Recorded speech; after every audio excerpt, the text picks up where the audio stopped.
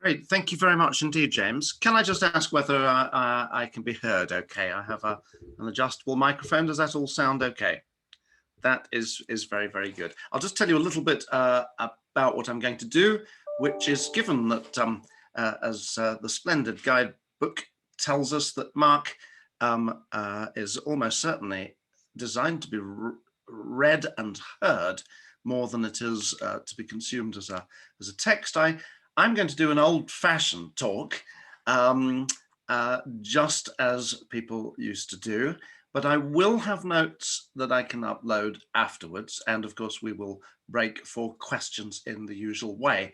The great thing about an audio track only is that if secretly at the other end of your Zoom you are actually doing the ironing, answering some emails, and got one ear firmly on the splendid event today, I won't mind at all, and if it can soak in and sink in, all the better. Then that will be fine. So I would like to thank you very much for the invitation to join you today in this Getting Behind the Text event, part of Bible Month 2021.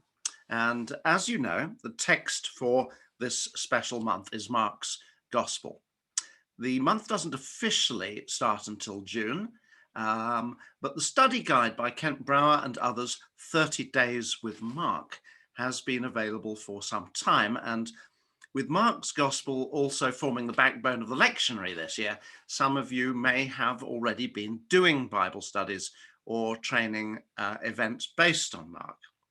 So for some of you, this may be a kind of reflective pause, but for others, a taster event for the study programs that you'll be starting in earnest shortly. So what I want to say is that however far through the 30-day guide you have got, and whatever you're planning, I hope this talk will help. It is intended to have a kind of standalone quality, complementary to the brilliant resources that you've got, and adding something of a new angle rather than additional teaching as such.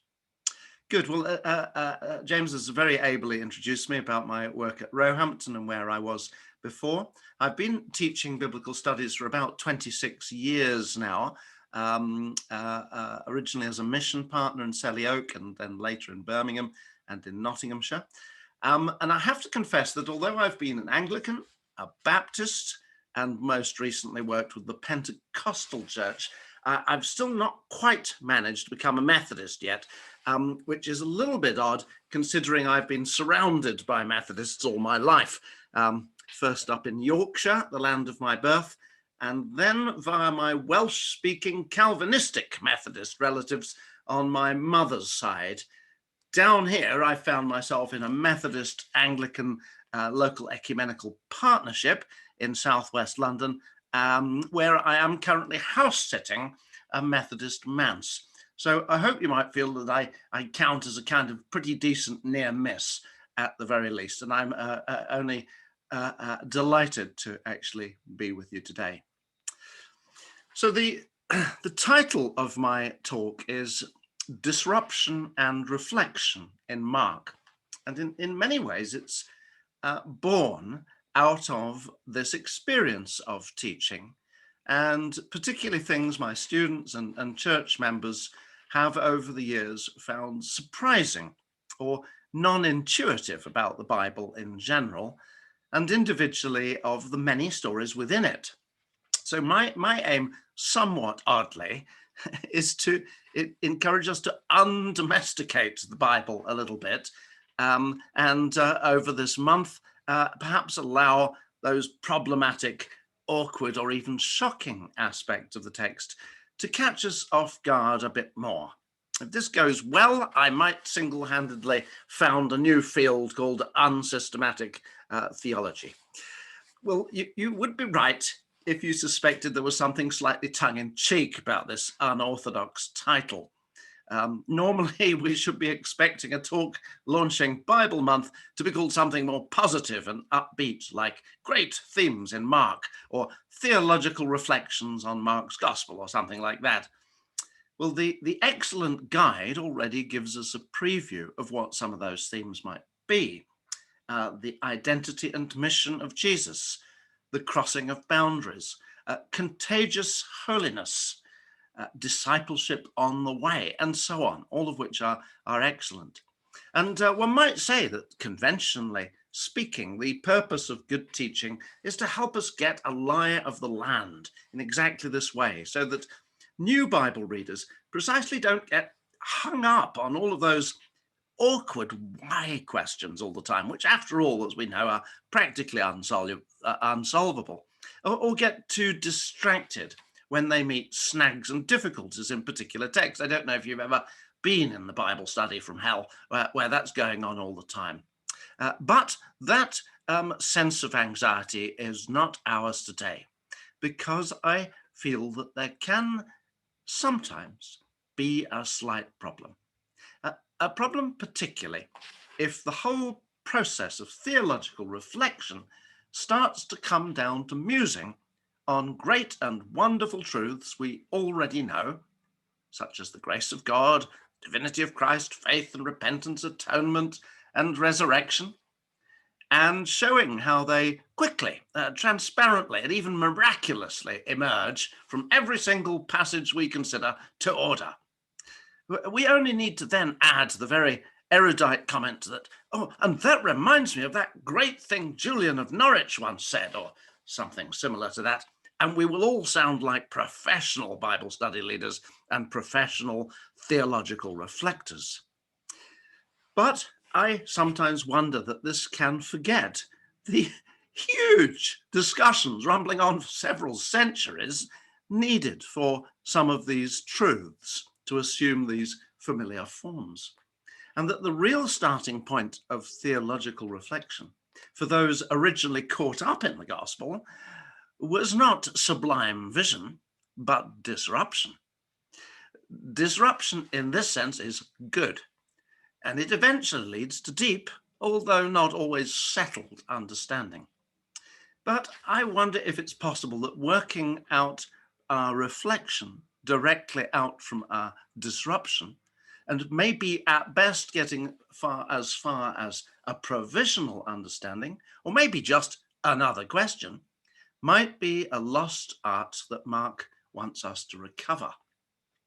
Now, once you get into Kent Brow's guide, you'll actually see hints of this all over the place. And I've read the whole thing, and it's completely excellent. But he does note on page 6 how Jesus's messiahship was different from what people expected, that he managed to outrage religious leaders. In pages 6 to 7, that he became a companion of some pretty dodgy people and led a motley crew of not very good disciples. On page 9, a man whose teaching seemed designed to provoke or confuse. On page 9 to 10, a breaker of taboos. On page 12, arguably the entire single-handed founder of messy church, someone ready on page 14 to turn things upside down. And of course, in the closing pages of the booklet, eventually, like a madman, throwing it all away with an ill-fated journey to Jerusalem that even his dearest friends thought was crazy. As almost certainly the very first of our Gospels to be written, it is actually quite amazing, if not heartening, that Mark is so upfront about the unexpected nature of the Christian story as a whole. I do think we need to recover that a little bit, not least for the sake of our non-Christian friends. And by the way, its oddities made the job of Christian apologetics unbelievably hard compared to other more sensible religions. Poor old Paul admitting the cross remained a perennial stumbling block, and God's plan seemed terribly foolish, to say the least. It will be good for us as we share our Bible Month studies to try to think our way back into this basic sense of surprise, because if we do that, we do our friends a service. But I have often found that Mark is refreshing in a second sense, and this is going to be the focus of the rest of this talk. And that is his relentlessly disruptive portrayal of Jesus' actual words and actions, and the innumerable loose ends and awkward questions he seems to quite irresponsibly leave lying around. I suppose this is what I would call micro disruption rather than grand scale demolition, but it's really noticed by first time readers. We must remember, of course, that Jesus himself is not what we would call today a systematic teacher, waxing lyrical about the great themes of Judaism in some organized and elegant fashion. He is in many ways an opportunistic, even a deliberately disruptive teacher, working the medium of pithy, sometimes enigmatic sayings, couched in provocative hyperbole, short stories with very unexpected endings, healings and miracles which raise all sorts of problems, and slightly scare people, by the way, and public demonstrations or signs with a similarly disruptive quality where the police are routinely called out. For his sayings, for instance, we need only think of his recommendation that people cut off their hands as an excellent cure for shoplifting, telling rich people that they should give away all their possessions, or his excellent plan for mission, where he advises chucking the gospel out somewhat at random and then go to bed because there's nothing much more you can do. All from Mark's Gospel, by the way. Once you throw in the feeding of the 5,000, the triumphal entry and the overturning of the money changers' tables, you can see that listeners and observers alike are made to think at every turn, if not be downright disturbed.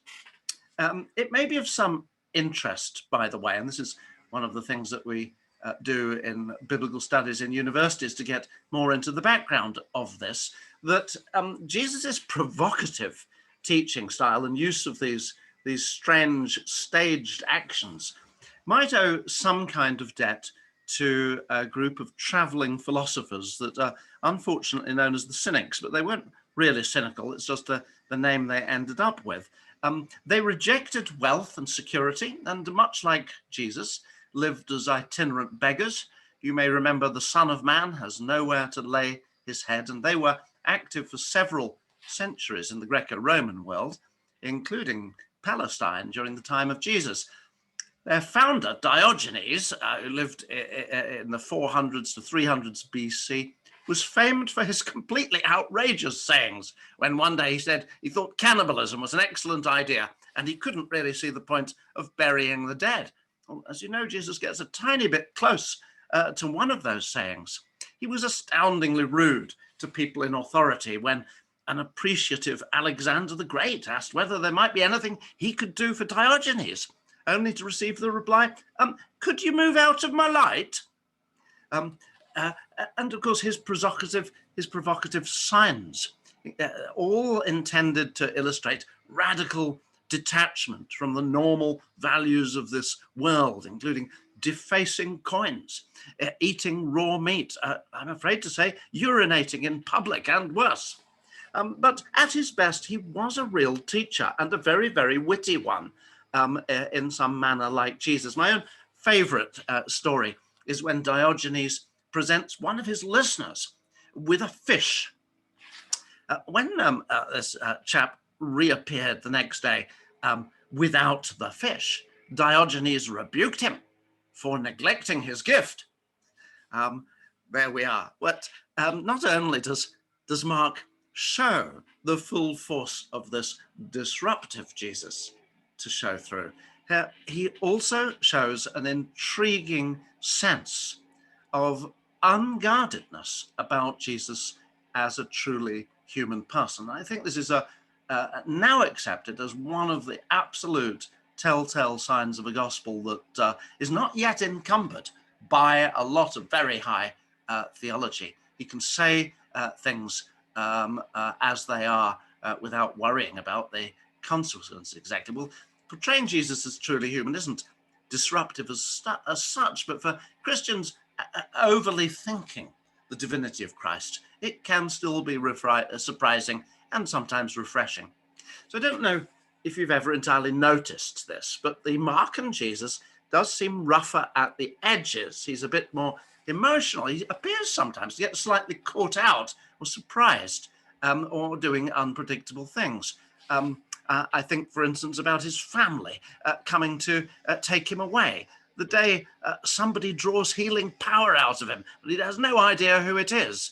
The day he goes to Nazareth and actually, literally, as Mark says, cannot perform a single miracle.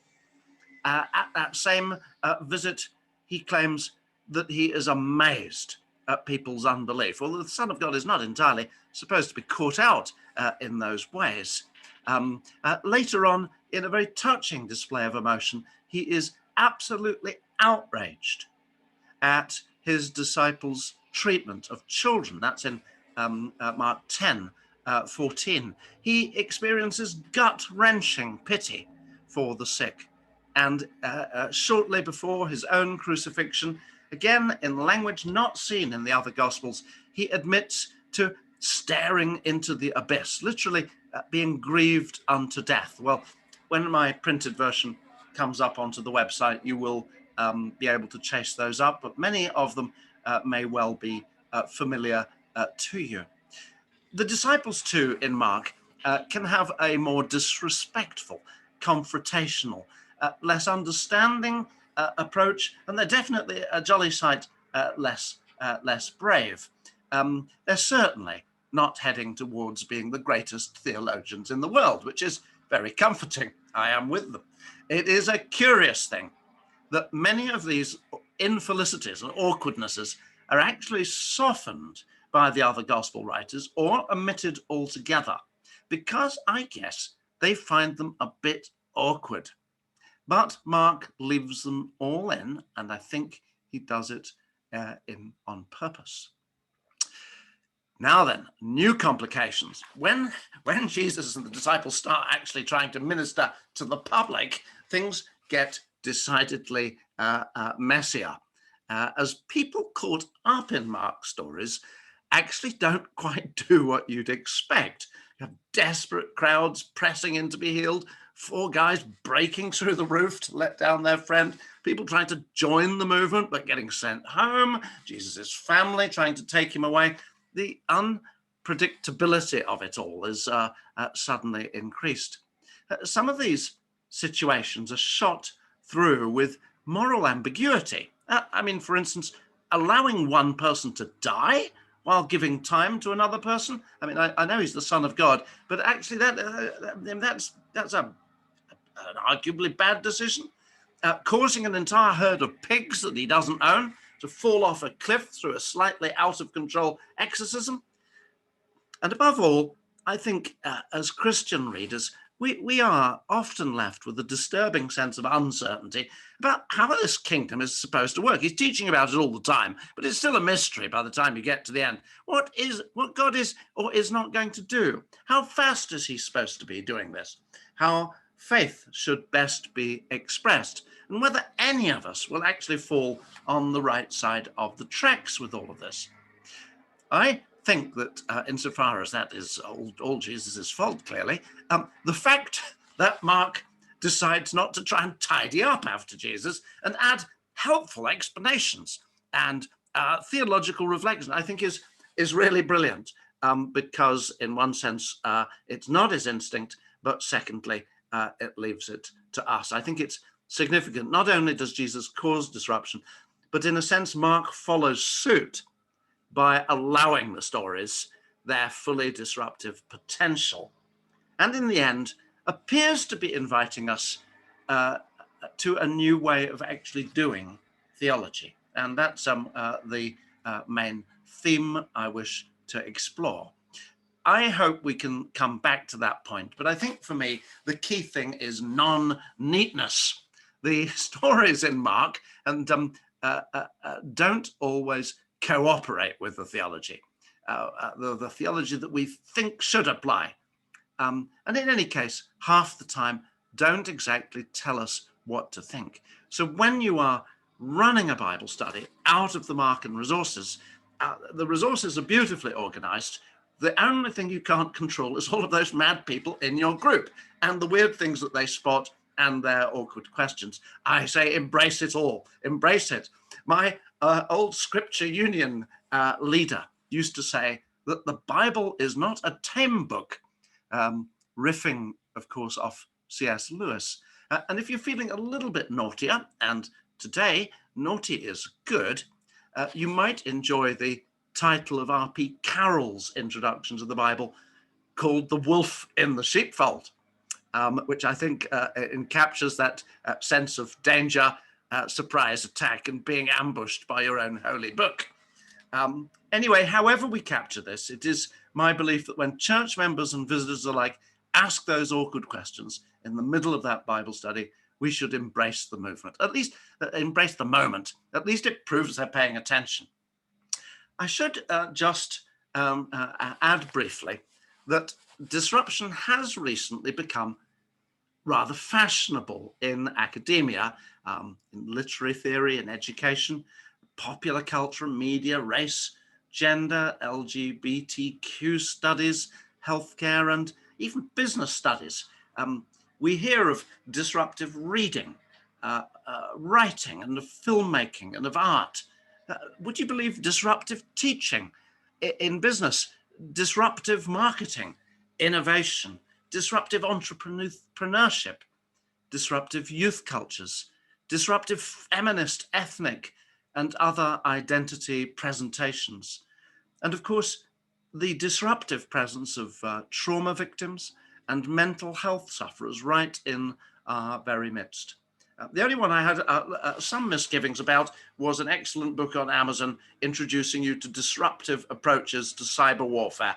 It's amazing what you can get on the internet, but I think we all get the point. But this is very definitely starting to be a thing in theology.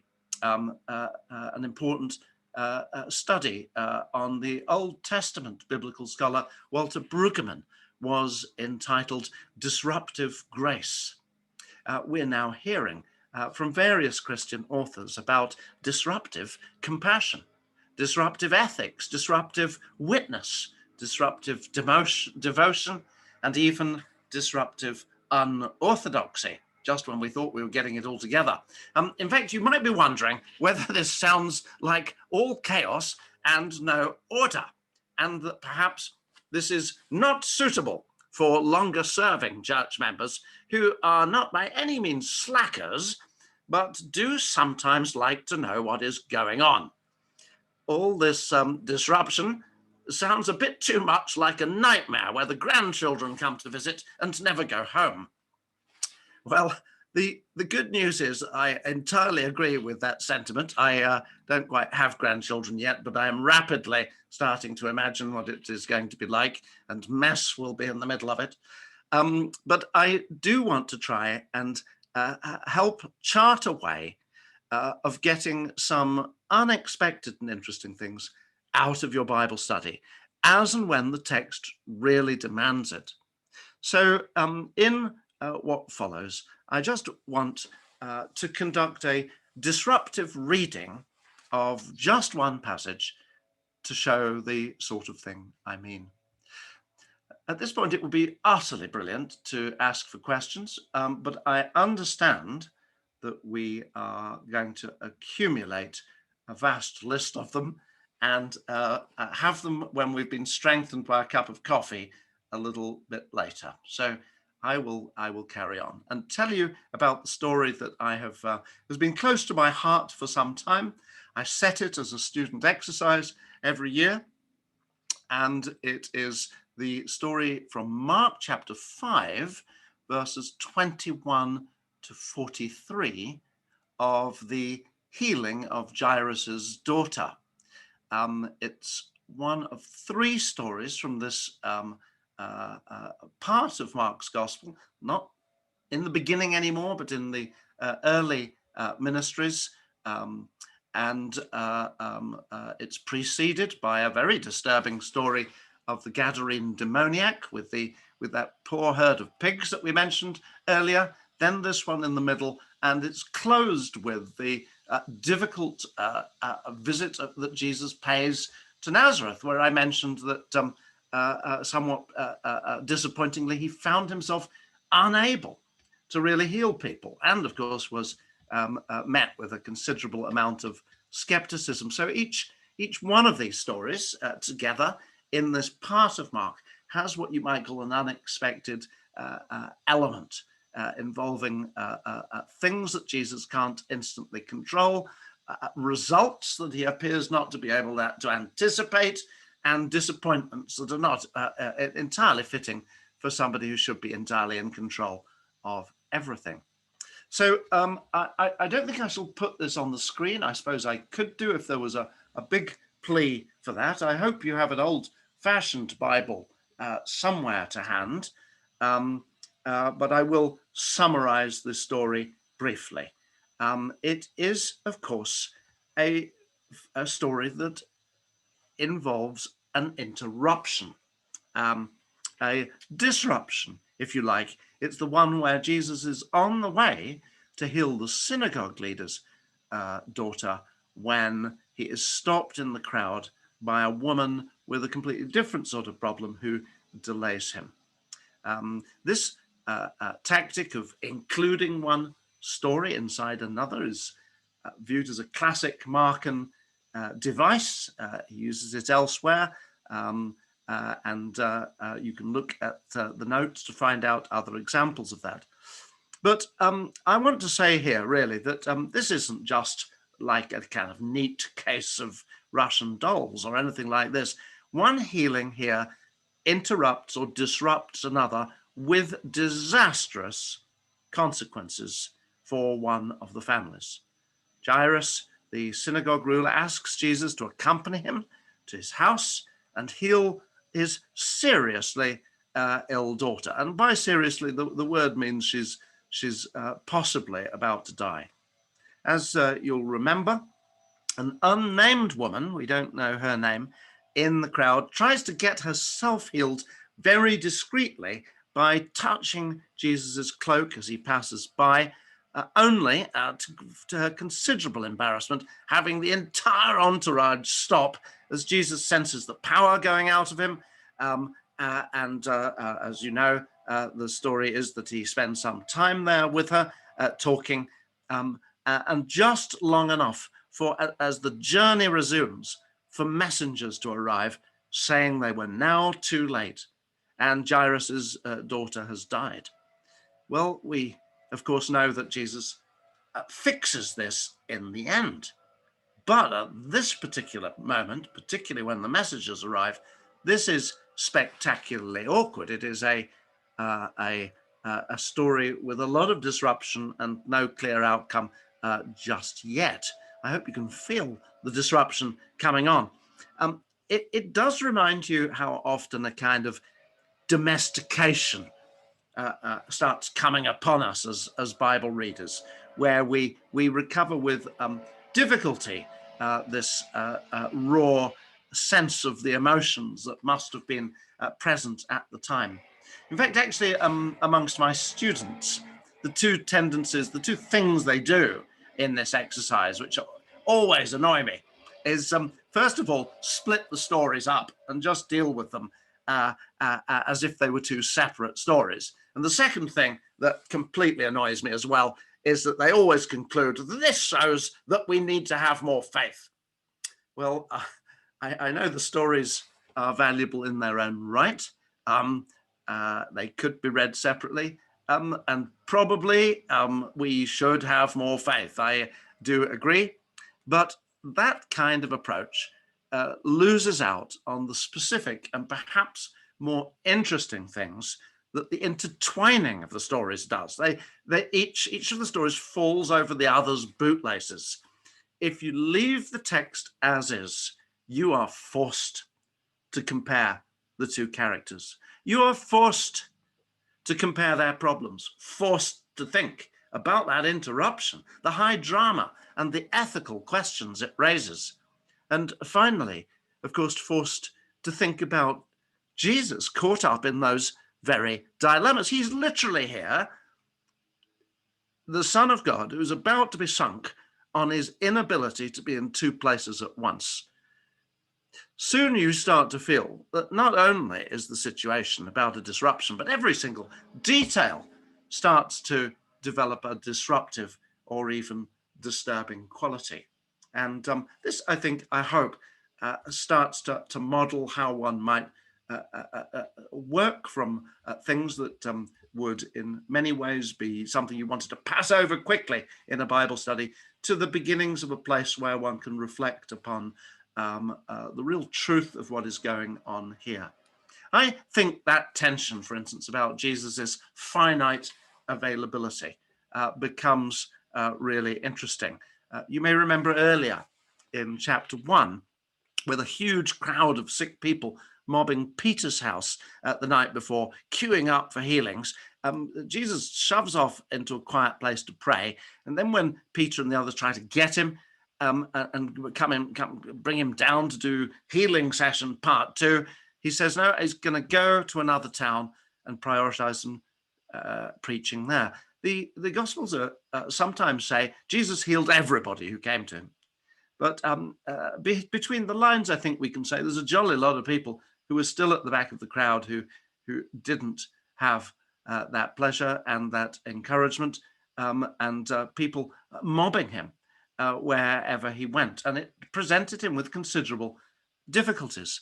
We get so used to the omniscient Jesus, filled with the Holy Spirit, being able to do anything he likes, we actually skim over the times where real human demands press in from all sides, and he seems to have to make some quite hard decisions about who or what to prioritize, and probably gets into trouble.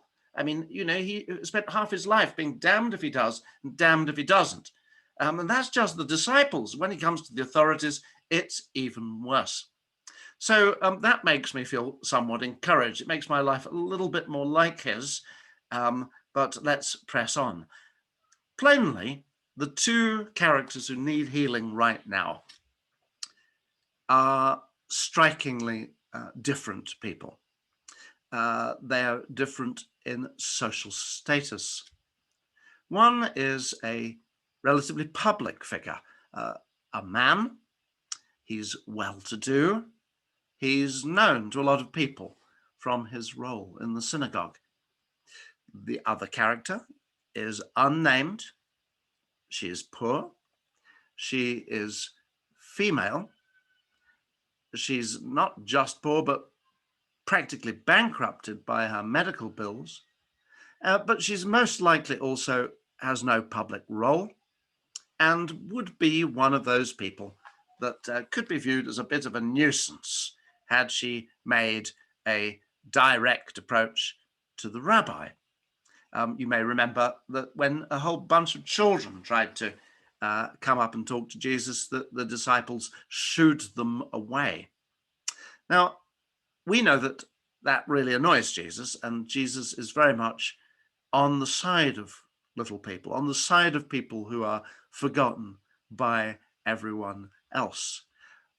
We are very used to Jesus's option for the poor and the marginalized, including, of course, Samaritans, lepers, women, children, and the poor.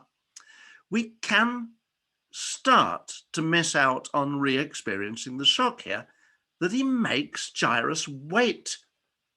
I mean, this actually is putting into real life the blessed are the poor, woe unto the rich, in certain ways that are well, arguably not entirely fair on Jairus, but my goodness, the value of this as a real stance is quite shocking when you get back into it. And he doesn't just make him a bit late for a meeting, he kills his daughter in the process.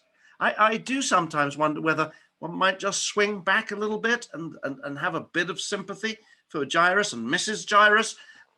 They are also in extremis and arguably in a position of greater urgency.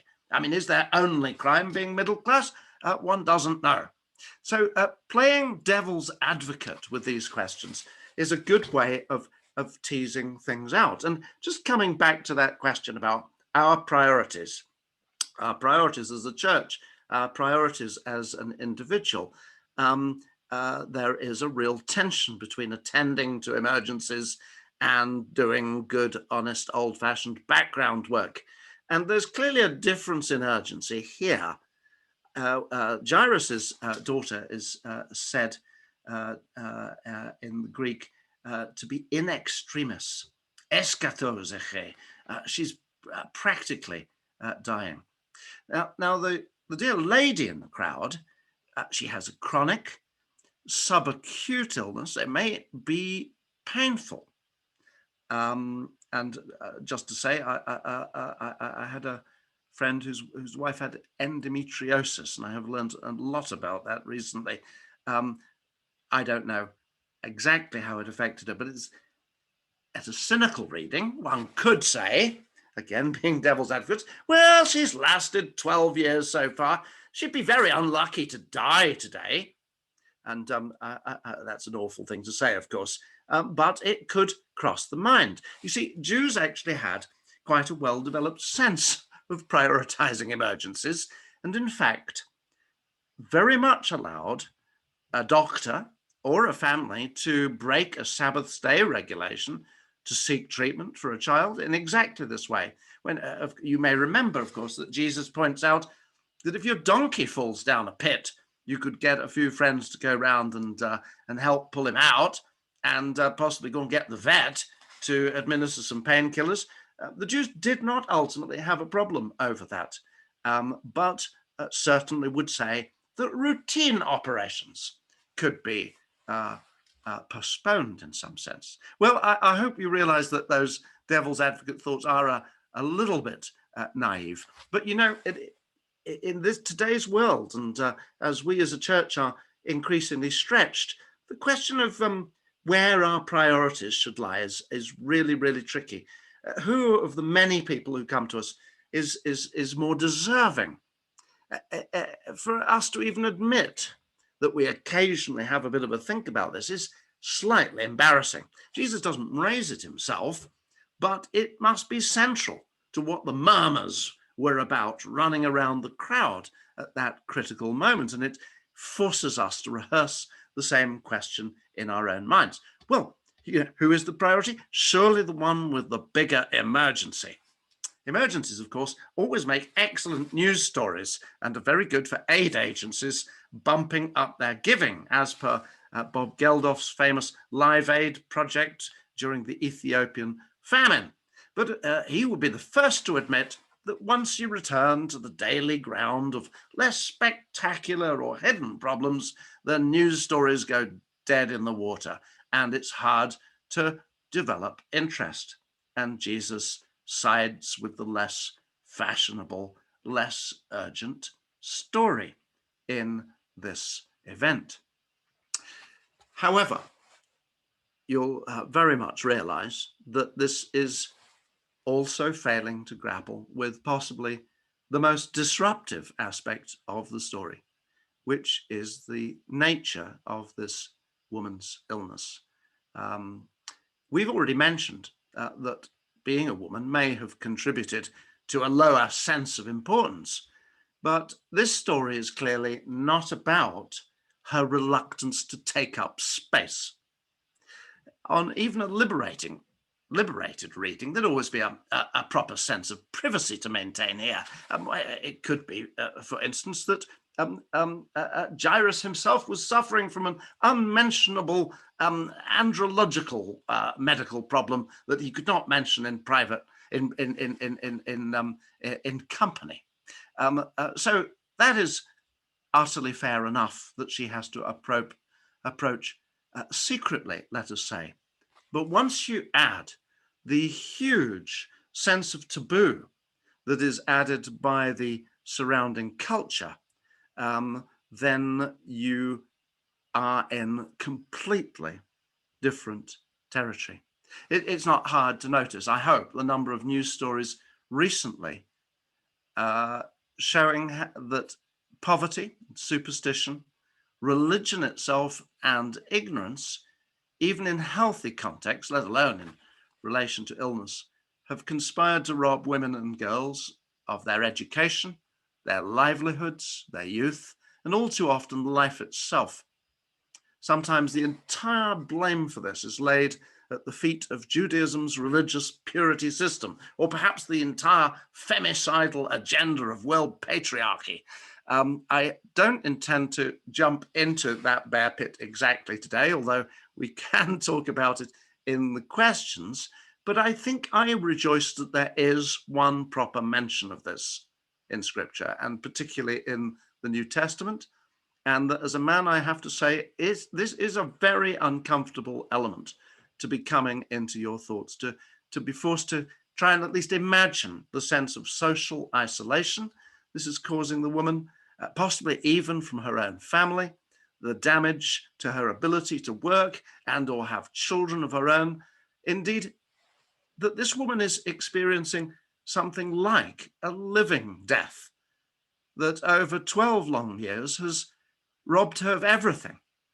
That is clearly a thought that is supposed to be crossing our minds. And just to rub it in, right at the end, Mark notes that 12 years is the entire length of Jairus' daughter's life. So, who is more deserving now? Well, it's starting not to be so easy. Not only is it not easy, it's now not easy for Jesus to know what to do. And I would say it creates considerable problems if you've got any kind of pastoral responsibility in your church. It creates considerable problems for Jesus' decision essentially to out the woman. At the very least, starting to talk to her in front of everybody and ask her what the problem was is a bit of a gigantic risk. I think this would be politely called a man gaff in some circles, like yelling across the office. Hi, Dan. How did your obstetrics appointment go? Has that nasty discharge sorted itself out yet? I mean, everybody would just want to die if you said something utterly awful like that. And I hope and pray that we never, ever do. But there's a part of what suddenly happens at this moment where a healing that was intended to be utterly discreet is plastered all over the news feeds in front of a big load of people.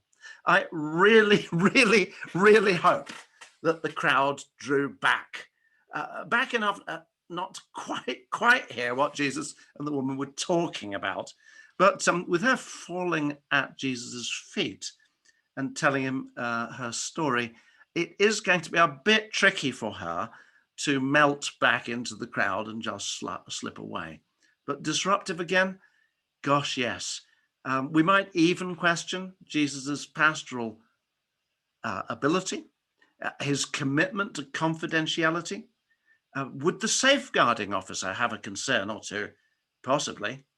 It's disruptive in relation to the entire question of visible or openly known problems that you can talk about very, very easily in the church, vis-a-vis those that can't be easily spoken of. How do we set priorities and do our budgets for church outreach and resources with a healthy sense of setting up ministries, especially for emergencies, when half of the things in this world that merit God's attention cannot be written down at all? Jairus' story, which fortunately had a happy ending, might have even made it into the local newspaper, and they might have felt that they were heroes for the day. The woman would not want hers on the front page, miracle or no miracle. And that powerlessness of needing to be hidden is a constant problem in opening up that huge gulf between what God sees and what the church scarcely ever sees. But we have left something out again. Not only do they contrast in their social status, in the consequences of their gender, and the exactly specific nature of the two illnesses concerned. In the middle of this, the story has two quite different ways that faith ends up being exercised. and we are pressed into an invitation to compare them. Well, what might we commend Jairus for? Well, risking a slight loss of dignity? Well, possibly. It's not very British to throw himself at Jesus' feet, but in gospel terms is commendable. He knows exactly what he wants. Full laying on of hands, please, at the bedside. Again, good to know your mind, but he's being a little dictatorial there. But I think he does come into his own, doesn't he? With his nail-biting patience at the slowness of the journey during the interruption, and not pleading with Jesus to hurry up a bit. That is starting to get impressive. But finally, suffering the absolute ignominy of the news of his daughter's death coming by messenger as they're all still on the way, that is a challenge. That is a terrible challenge, and not least being tritely encouraged to have faith, and yet promptly being left with the crowd outside his own house when they got there. I think there's an element of a situation that would humiliate some of us. It's as if the tension is being taken right to the wire, right to the end. Pastorally speaking, if you contrive this with the parents of a local family, you might be accused of being a bit cruel and insensitive. I don't think Jesus actually has the time to work out how to do this better. But anyway, from Jairus' point of view, you may feel that not disintegrating publicly, at least, was some kind of major achievement. So Jairus, I think, gets a medal in the trust, obey, and keep quiet school of faith. But what of our woman? I can't help noticing that she has been trusting, obeying, and keeping quiet for a full 12 years, and has finally decided that it is not working. Today is the day when she is going to take the law into her own hands and seize the moment. The story even tells us what she's thinking. If I just touch his clothes, I will be made well. If you prefer the more circumspect take, well, at least she might wonder, there can't be anything more to lose. Now, I don't wish to say that this taking things into your own hands is a uniquely Pentecostal approach, but I must say that if you are uncomfortable with the initiative this woman takes, you as a reader are going to be forced to compare these two faith expressions, and it will be disruptive. Some people don't actually like the way her folk-style belief that touching Jesus' cloak will provide a magic conduit for his power. You remember of that more properly Methodist and Anglican story where a centurion says, "Oh, Jesus, don't worry, you don't need to come at all, just say the word and it will be fine." Of course, having criticized the woman for thinking she wants to touch Jesus, we do sometimes forget that respectably middle-class Jairus did fancy for Jesus to touch his daughter too. But at a more theological level, Jesus affirms her and says, "Your faith has made you well." He actually intends to commend her power. Is he really suggesting in one sense that finally this is where real authentic faith hits the road? Is it a critique of the suffering in silence school of faith? For those who like to emphasize the powerless of man and the sovereignty of God in acts of providence, healing and help should properly be done in God's own time, if of course he wills, and then he is glorified in our patience alone if it does not happen when we want. There is something that is disturbing to British people about saying, "That's not good enough, God. That is not good enough." I can hear a correcting voice from the Bible study leader saying, "Well, yes, I agree. Our faith saves us in a way, but really, of course, only God saves us." We constantly have to find ourselves covering for comments that Jesus could, in other circumstances, be regarded as a little naive, and tell our Bible study members that they shouldn't perhaps take them at face value. So finally, we come to the closing irony in all of this. Our human Jesus amazingly, at the greatest act of faith he's seen all day, becomes a bystander in a healing he was supposed to have been doing. If divinity is marked by omniscience and healing is by omnipotent say-so of Jesus, then these details get very difficult indeed. This woman's faith is so powerful, it succeeds in drawing power out of Jesus before he even realizes what's happened. In fact, the way that he's portrayed as sensing the power going out of him suggests the woman has indeed succeeded in bypassing his control. And this was so embarrassing for the later church that nearly all of the other gospel writers remove that statement. I personally am curiously fond of it. I think it's rather nice. Furthermore, Jesus has no X-ray eyes to even see who it was, and that's a huge problem for omniscience. I always ask my students what they make of Jesus not knowing what's going on here. I ask them whether they think that Jesus' apparent ignorance here and in other places is genuine or faked. Genuine or faked, I ask. And it's quite a tricky question. I am fairly sure myself that his claim to not know what had been going on in Jerusalem during the Emmaus walk miracle in Luke's gospel was a little bit tongue-in-cheek. I think here, and in a lot of other places, it is 100% genuine. So this becomes quite difficult.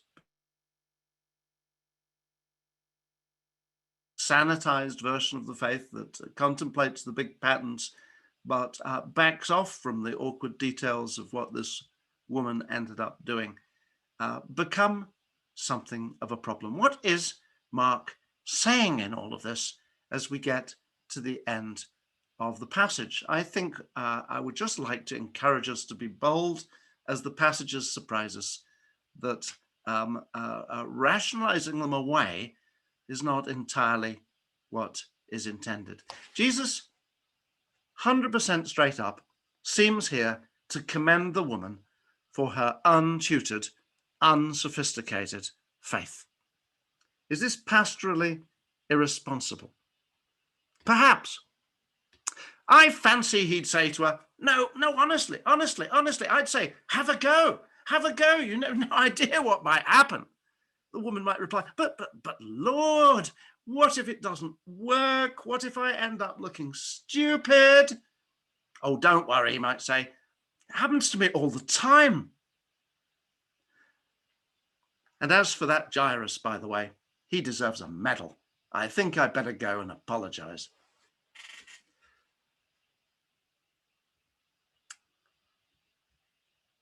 So that is where I would like to stop.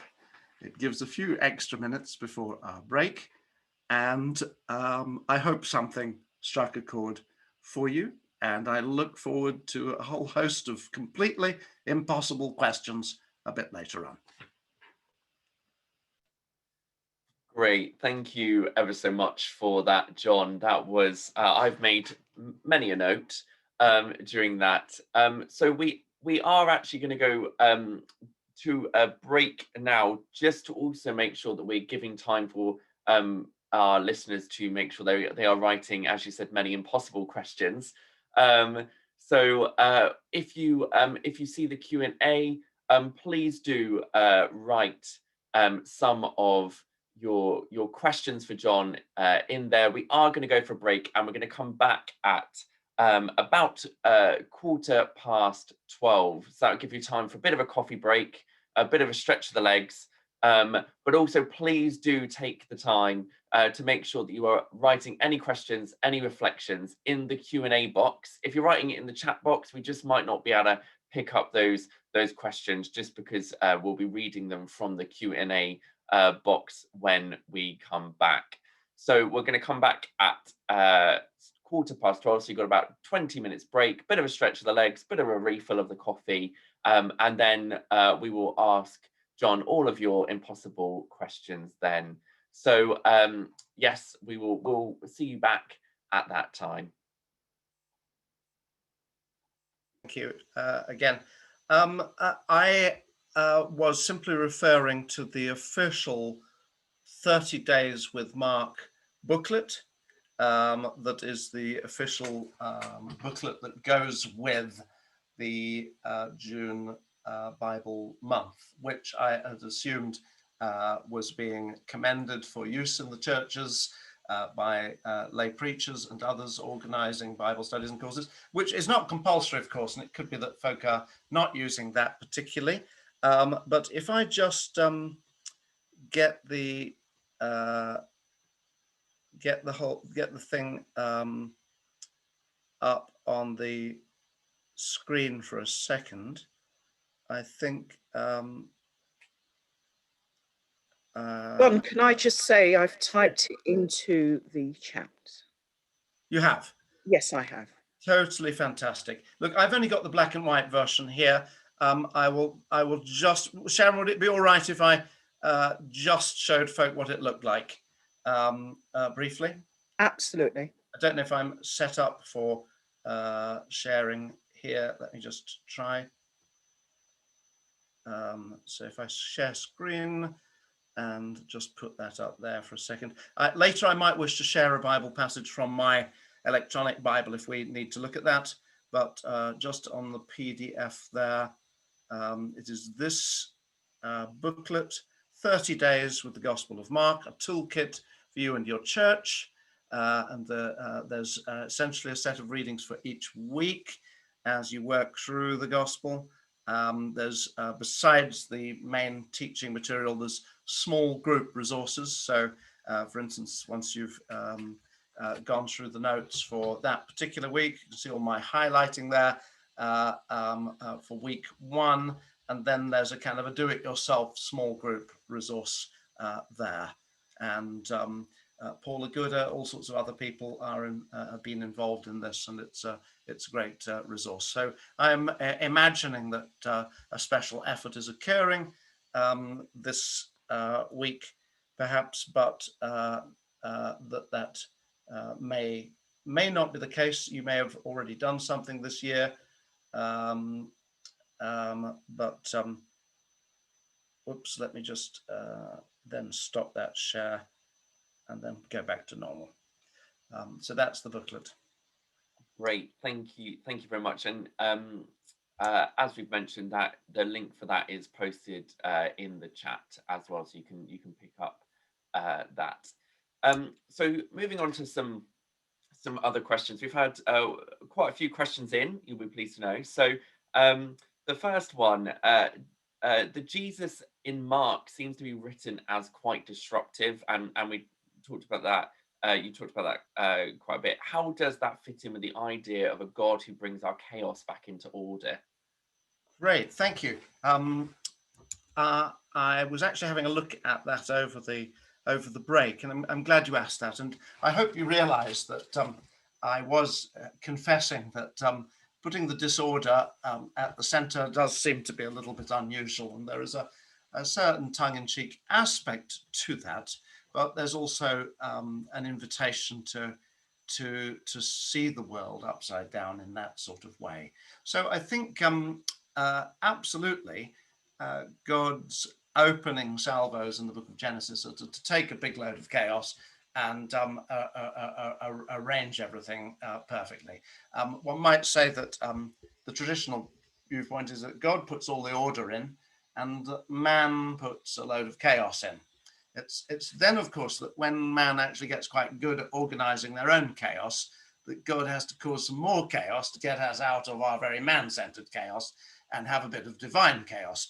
In other words, that one might say that it is the settlement of organized religion that actually can become the problem.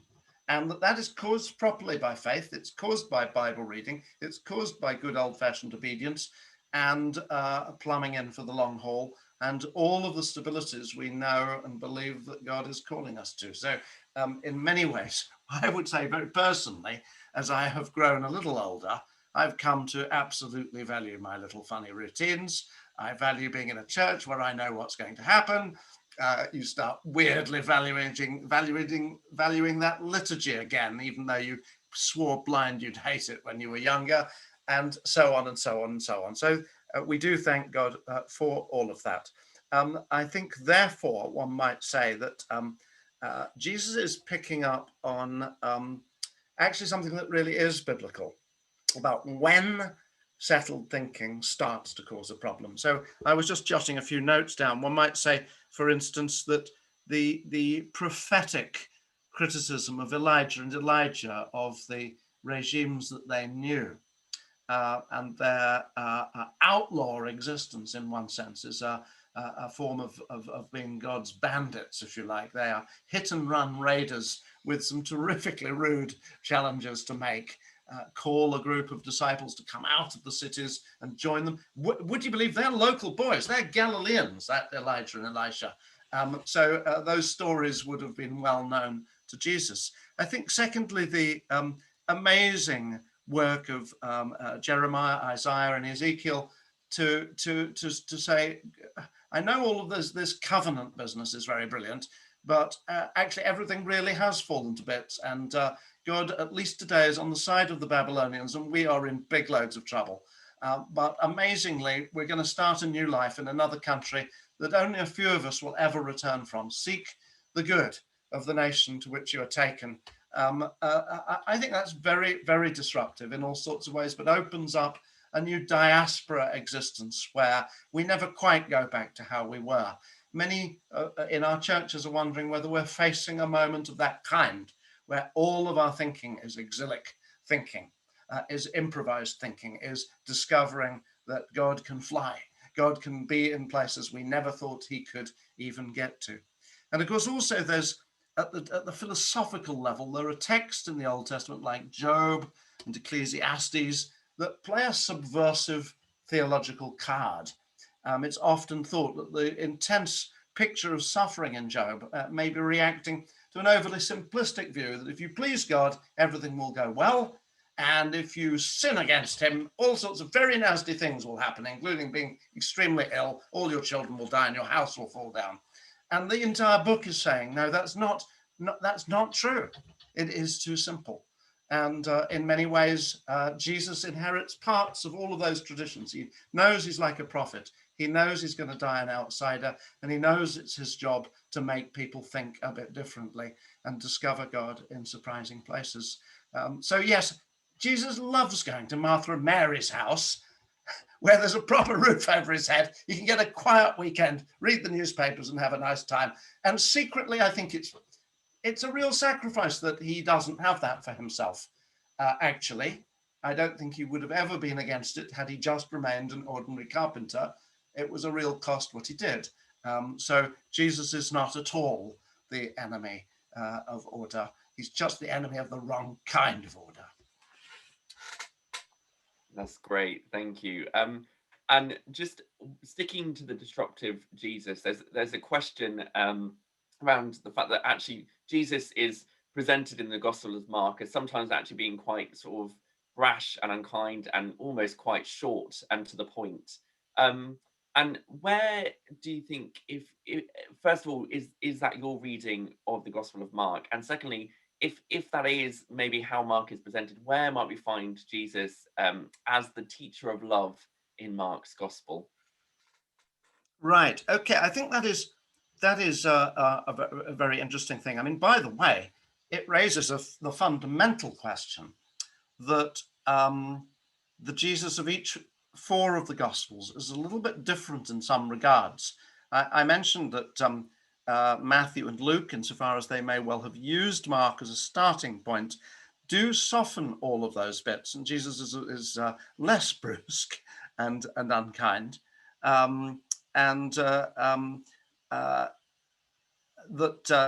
However, if you were to ask whose is the original version of the story, it is not credible, actually, to most modern scholars that Mark has deliberately put all of this in, but Jesus never really behaved like that at all. And so I think one might say that he wasn't he didn't suffer the wrong kind of fools gladly, and that certainly some of his conversation appears brusque to us.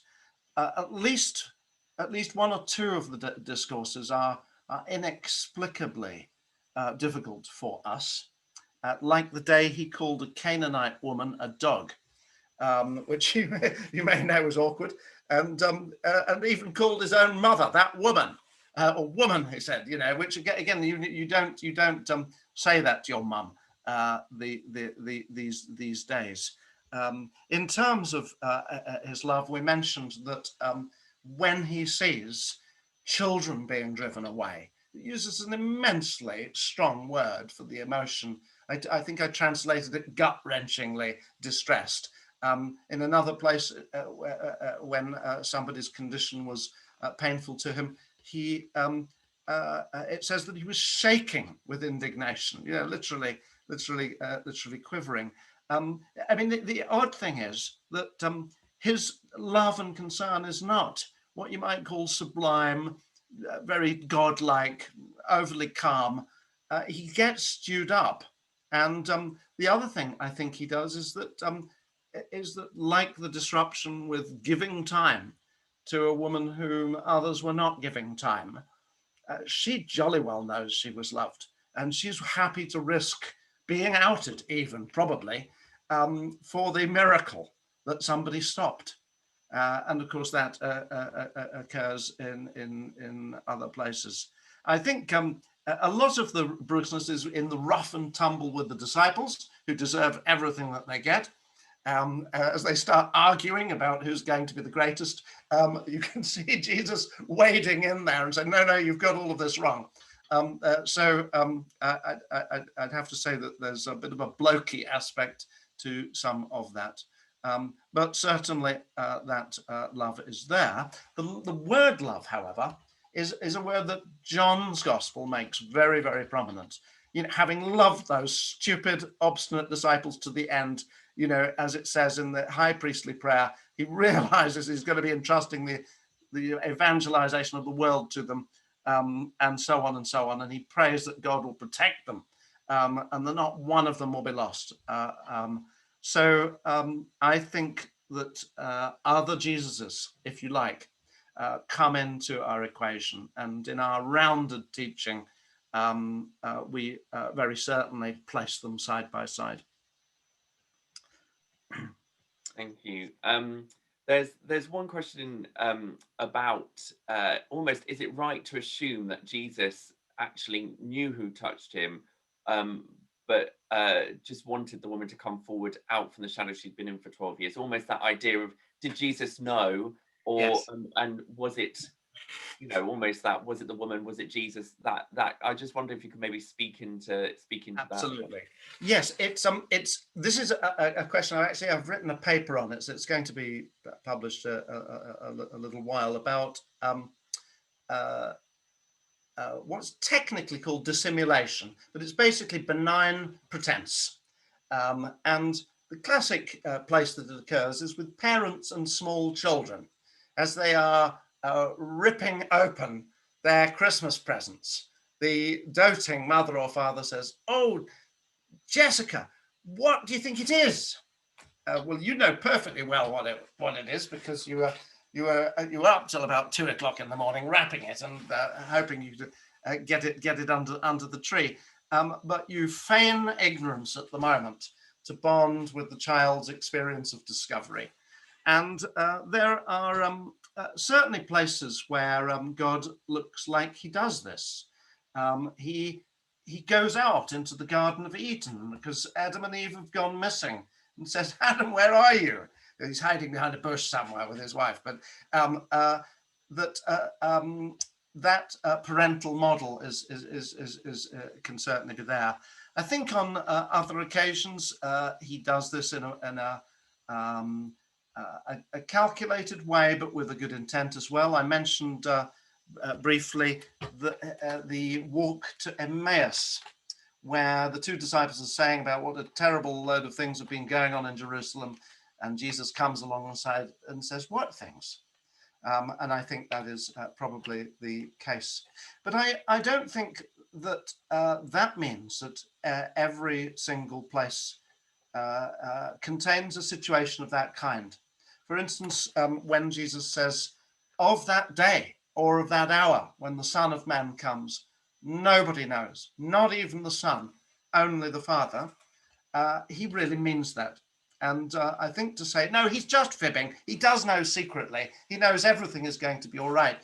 Actually, the whole portrayal in the gospel of his move to the cross, in that prayer in Mark's Gethsemane, where Jesus says, I'm sickened unto death, staring into the abyss, and then gets to the cross and prays, my God, why have you forsaken me? I personally do not think the cross works at all if that isn't 100% real. I think in his playful way, this story invites us to wonder whether Jesus, in a certain sense, is truly and genuinely overtaken by the surprise of what the woman did, and that it's not purely contrived. It says, of course, when he went to Nazareth, that their lack of faith, he was gobsmacked by that. And I think one of the big problems about the incarnation is that you're constantly playing with the sense that he's omniscient, really, and holds it back a bit at various points. And I think for some passages that may be true, but in others, that high-flying theological model gets in the way of the simple, rough impact that Mark wants that story to have. And of course, we never entirely know. It wouldn't have been unkind to the woman to do that, but I did mention that consequence of the whole crowd parting and her being left in the middle to talk about a very intimate, awkward problem. And there's an awkward moment, whichever way it is. If he knew what he was doing and it went slightly wrong, it's very, very awkward. But he possibly really didn't. And therefore, it puts the whole thing onto her, willing to try, willing to risk it herself. And that's where the spotlight is for that moment, I think. But it's a good question. I think you can run with that, I think. And it's quite similar to another question, but I think it's just almost following on from that. It's almost thinking about actually the woman was healed. Why do you think that she almost owned up to the one being healed by Jesus, and rather than kind of sort of receiving healing and then slinking off into the background? Yes, it's very endearing, isn't it? I think you'd have to say that you could have absolutely said, thank you, Lord. That's really, really wonderful. And now I shall discreetly slip away. I utterly loathe the kind of church where anybody who's even been faintly blessed for any reason at all is unceremoniously dragged to the front and made to give a testimony and imagined that they will be very, very jolly about all of that, when that really is not some people, if you like. There's something spontaneous about her falling at his feet, which very peculiarly is precisely what the terribly middle-class Jairus does instinctively as well at the beginning of his story, and they're both prepared to hang the consequences. I certainly would not require that of any member that did not wish to. The testimony would remain between them and God, perhaps to be written up a decade later. And I'm not sure, in a sense, that there is that point, but she seems to have done it. And of course, there was the lady who anointed Jesus's feet at a dinner party in a Pharisee's house, where he said, and I tell you, Lot, what she did this evening will be told wherever the gospel is preached in memory of her. And he was right. So in one sense, the woman has unwittingly immortalized herself in a way that she did not expect. But perhaps she's happy to remain anonymous of Capernaum. That's that's really helpful. Thank you. Moving on, I think we touched earlier on the disciples, and someone was asked at various times in Mark, we read that the disciples did not understand what Jesus was teaching, and you kind of almost said, you know, they got what they deserved. But what can that say about how and the extent to which they did understand him in the midst of that kind of disruption that we read in the Gospel of Mark? James, could you repeat that question? I was just reading a question from Geoffrey Farrar and getting ahead of myself. Yeah, sure. So we're going back to the disciples. You mentioned that at various times in Mark, Yes. the disciples didn't understand what Jesus was teaching. How can we say about how and to the extent to which they did understand him, even in the midst of all that disruption? Yes, I absolutely agree that the sense in which we read the Christian story as a relatively well-known thing, that it's reasonably obvious what is going to happen and all the rest of it, and that Jesus clearly predicts all of this. And as you know, in the center of Mark's gospel, perhaps you've not noticed this, there are 3 passion predictions, one in chapter 8 from 31, one in the early part of chapter 10, and then a later part of chapter 10. So there's a lot of threefold statements in Mark and it routinely says that they didn't understand what he was saying, but also add that the moment they did start to understand what he was saying, they jolly well didn't like it. So famously, of course, Peter has said, "No, Lord, this shall never happen to you." That's, you know, you've really got that wrong. And Jesus famously replies, "Get behind me, Satan." So I think there's a real difficulty of entering into that. I think one might say that part of it, is that the church, in a certain sense, has to cover for its own slightly slow start. And if one doubts the expectedness of the main developments of the Christian story, you only need to think on to the book of Acts, where Jesus' resurrection and the coming of the Spirit is all pretty reasonably sorted out by that point, and the great missionary journeys begin. And then they get halfway through the book, and it turns out half the entire church are not really sure that there can ever properly be Gentile Christians at all. Okay, so that's the big topic of the conference in the middle of Acts, where, as the Gospels rightly say, quite a lot of Jesus's friends were Pharisees. It really isn't the case that being a Pharisee makes it impossible to become a Christian. And that group said, no, well, I mean, Jesus is the Jewish Messiah. The only sensible way to make him your Lord and Savior is for you to become a Jew. And as you know, epistles were flying around in different directions. Paul was saying very rude things about people. People were saying rude things about Paul. People were sent from Jerusalem to spy on churches who were into this new stuff. I think the church is remarkably candid about the things that it absolutely really could not see coming very, very properly. And I think we are occasionally a little hard on ourselves for the gigantic social changes of our own era that our fathers and our grandfathers could not conceivably have seen coming. And if they had, they would definitely have disapproved of all of it. And maybe, therefore, this really is a gospel for our generation. But to recapture the sense of what it might be like to work it out from scratch, I think is a good thing always.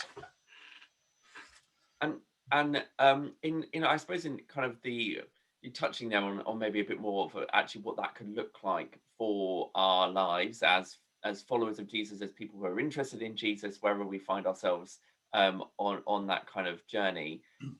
There's a question here of how people reading the Gospel of Mark can understand how the healing of Jairus' daughter relates to their lives. Actually, what is the touch point, if you will, of that story? I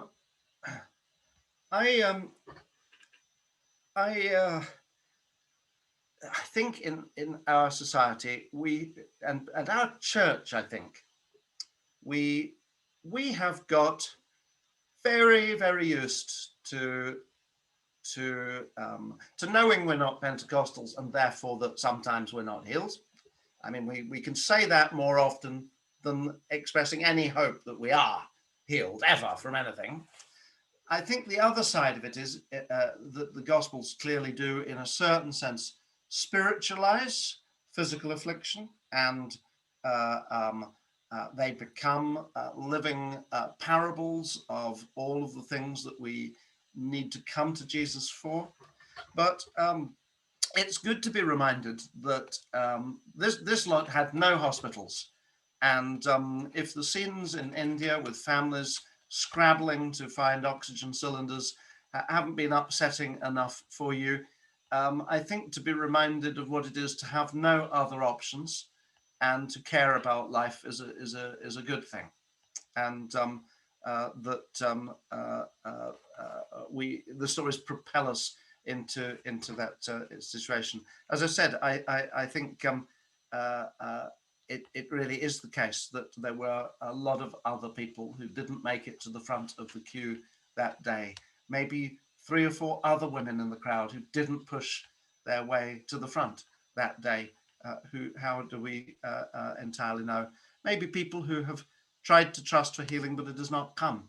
I mean, one of the gigantic pastoral problems is hanging on to life while being ready to go at any moment and not think that God has done anything wrong either way. There's what you might call a really healthy version of that openness and a really terrible one. I lost a student in my first theological teaching job. She was 23 years old and died on her placement, working in a nice shelter where there was a carbon monoxide leak, and I had to tell her mother. And at her funeral, there was the most extraordinary sense of curious joy as we remembered Bridget, a young girl who everybody would have said lived every day as if strangely it was going to be her last. And then one day it was. And we all said, my goodness, I want what she's got. And so I think it plunges me into that sense of hearing where my life is and should be at. Thank you. There are a couple of questions around almost how Mark was formed. So there's one person that asks about the fact that actually Mark, almost was it that Mark was so excited by what was happening around him that he wrote about it as it happened, so that because it looks maybe slightly more untidy to some of the other writers. And another person asks, where did Mark get his sources from? So I don't know whether or not you can maybe speak into something around the formation of Mark as a gospel. I think so. It's often thought of as a pretty dull question that only theological students are really interested in, but it's as I said, realizing that Mark might be the first gospel has been probably the single most exciting thing that's happened in biblical studies for over the last 150 years, and it is about that long, but it still feels like yesterday, really, to be realizing that with Mark, we're standing on holy ground in a way that we're not quite with the others. If, as Luke confesses, by the time he wrote, many people had had a go at writing a gospel, and that there were eyewitnesses to talk to, probably written sources to consult, models to adapt or not adapt, and so on. And that we believe in one sense that the core of Mark provides the backbone to both Matthew and Luke, and they both look like they have access to a common body of extra stories about things Jesus said. So that famous prophecy, oh, Jerusalem, Jerusalem, killing the prophets and stoning those sent you, how I would have gathered your hens as chicks as a mother hen, and so on. That is a prophecy equally shared by Matthew and Luke, used in the closing stages of the journey to Jerusalem, and Mark doesn't have it. He doesn't have the Sermon on the Mount or the Lord's Prayer or any of that material. And then, of course, Matthew and Luke each also have access to special stories that only they have got. The parable of the Good Samaritan, only known to Mark. The angel coming and sitting on the on the upturned stone at the tomb, only known to Matthew. The wise men, of course, only in Matthew's nativity, and the shepherds only in Luke. And of course, we always stick them together in our nativity plays and throw in a lobster for good measure. Yes, in terms of Mark's construction, it is difficult to push back, but what we're saying is that he represents the first written evidence of the very activity that Luke talks about collecting Jesus stories. Like Luke, he may not be an eyewitness to much of it. If we say that Mark is the John Mark of Acts 12 and in other places, he is a teenager at the time of the events, a hanger-oner, maybe a kind of kid who has to be in bed reasonably early. Jesus visits sometimes. I mean, we can imagine that kind of level of contact. And later, as a missionary co-worker of both Peter and Paul, has the opportunity of collecting Jesus stories from a variety of places. We can't push back. It is sometimes thought that that big discourse, the tail end of the gospel, where Jesus looks down on Jerusalem and predicts its destruction, has existed as a separate tradition or document. The back end of Mark appears to have fallen off. We get the empty tomb, the women running out in terror, and then absolutely nothing else. Is that deliberate? Or did he lose the last page on the way to the photocopier? We will never entirely know that, and so on. But yes, it is good to speculate. And I think the most exciting thing of all is to imagine the network of Jesus families where the stories are traded, where things are shared. There was a lovely little boy in a house about 60 to 70 years after all of this happened, called Papias, who remembers people from the apostolic generation coming to his house.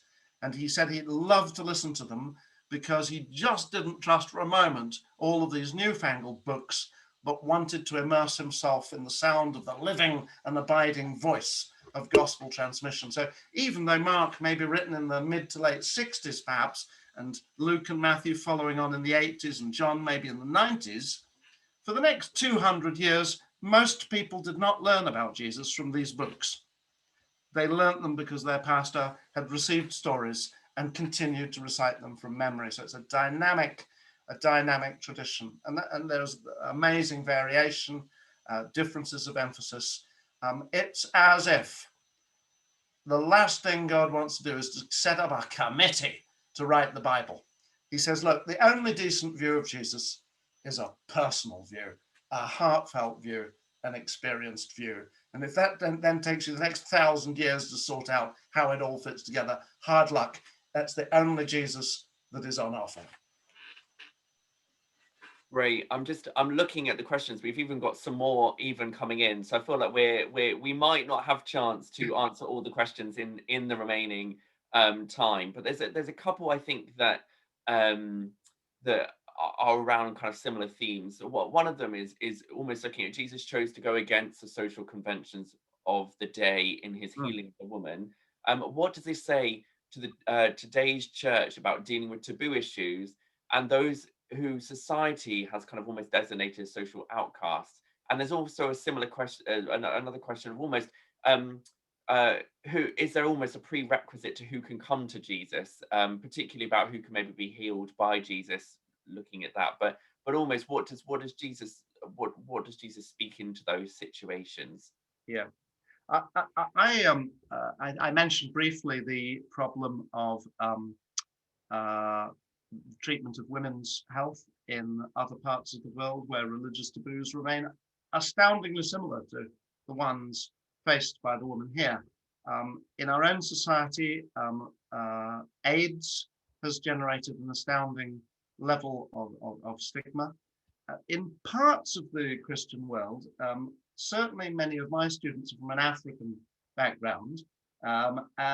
They find considerable difficulty with the concept of mental health, or rather mental unwellness, where at home in Ghana and Nigeria, it is something to be concealed and hidden. We've had a lot of students have been writing dissertations on coming out a bit about disabled, even physically disabled members of the church and making special spaces for them. The law now requires that in Britain, but actually, wherever you look, all of our cultures contain a sense of awkwardness and taboo about some things.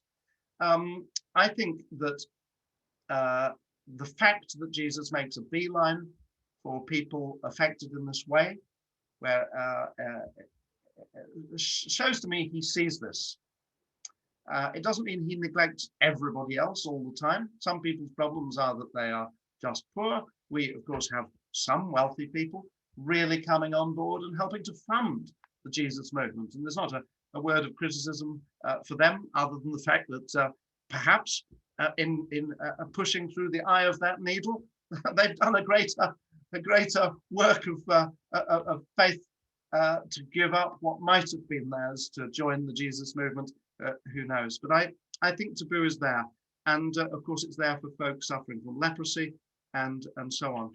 I personally take the view that religious systems that protect the status of individuals so that periods of menstruation are respected and husbands don't just barge in after the cup final willy-nilly and think that they can have sex whenever they want. I mean, this is an ancient way of honoring the changes of life. After childbirth, there are set times of waiting. After a man is circumcised and becomes a Jew as a convert, a number of weeks pass before he is immersed and washed. Men and women and children are all tangled up in these systems. The issue here is social exclusion, the damaging doing down. One has to remember that if you've got anything at all wrong with you, the instant assumption is that you've done something wrong, and that is the problem with Job's situation that we mentioned. We don't think of him in this situation, but he said, "No, I haven't. Honestly, I really can't think of anything." "Oh, come off it, Job. You must have done something." You know, it's really hard to get out of that, and so I think Mark is training us to develop Jesus' eye, to ask what it must feel like to get this said about you the whole time, and to come alongside. We had a very early AIDS sufferer in our midweek Bible study. It is not entirely known exactly how this was contracted. He was a married man with children in his early 30s and dying with us in Oxford. And we all knew we had a job here of being that man's family and his friends. We had a shared communion cup in our midweek gatherings and continued to use it, come what may, and he felt loved as a result. And I think the gospel invites us at every turn to take that view. Thank you.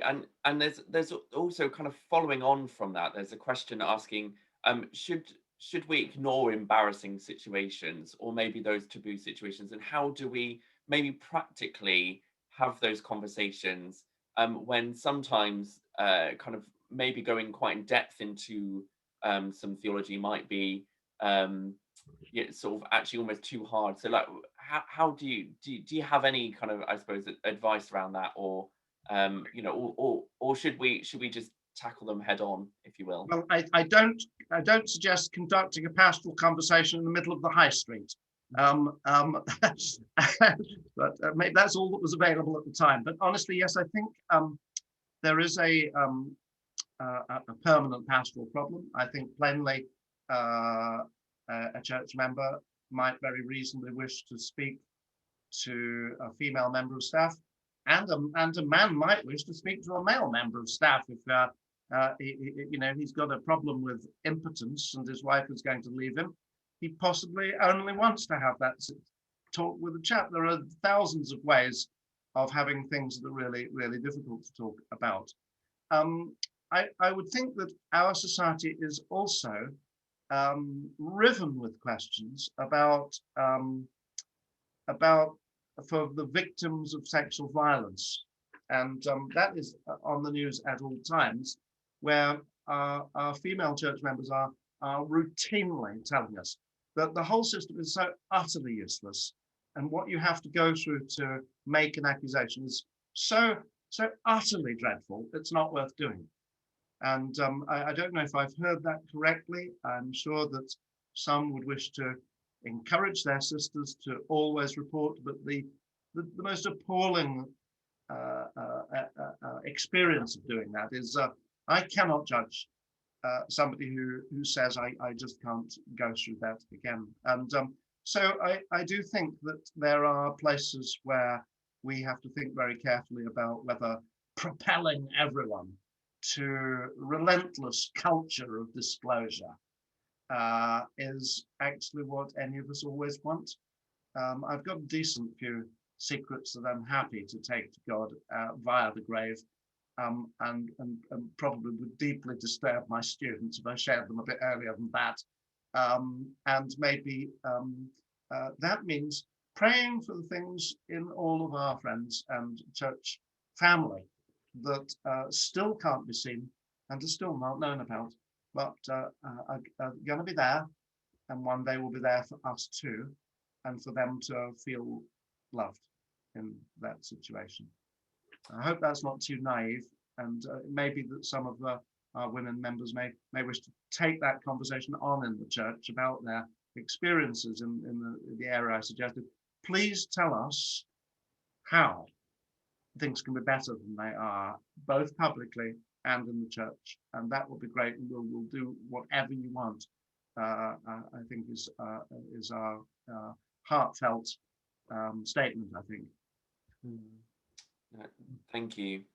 And I'm just aware of the time, and so there's just one. I suppose one last question from someone, which essentially is asking sort of almost what resources might be helpful if we want to continue to dig into Mark. Is there anything which anything you might recommend that might be kind of an accessible way to help people to kind of dig into some of the content that we've touched upon today? Great, thank you, James. There are dozens of books. I will happily add a few to the end of the written notes from today's session that I hope to send to you. It won't be tonight, and it possibly won't be early next week, but I'll get something, and then maybe you can have a look there. There are resources listed at the end of the famous 30 Days with Mark booklet, where it's intended that you can follow up with one of Tom Wright's books, like Mark for Everyone, or Paula Gooder's works on the gospel. But maybe the best thing is to go away over the weekend and have a go at it yourself. Actually say, oh my goodness, I'd forgotten that was in Mark, or I'd never noticed that, and I will do a little exercise and have a go at reading it. And the great news is you can do it at one sitting. Matthew can't be managed like that. You'll die in the attempt. But Mark has that beautiful brevity and breathlessness that could be squeezed into an evening, and that I hope will be very stimulating. Great. Well, thank you very much. That is time. But just to